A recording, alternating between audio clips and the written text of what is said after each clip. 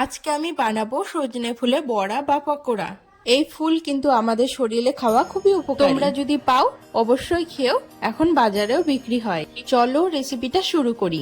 ভালো করে ফুলগুলো ধুয়ে 2 চামচ বেসন, 2 চামচ চালের গুঁড়ো, পরিমাণ মতো লবণ আর একটু কুড়মুড়ে ভাব আনার জন্য পোস্ত, সামান্য চিনি, 1 টিস্পুন কালো জিরে, সামান্য হলুদের গুঁড়ো আর বেশ অনেকটা কাঁচা লঙ্কা দিলাম, সামান্য বেকিং সোডা দিলাম।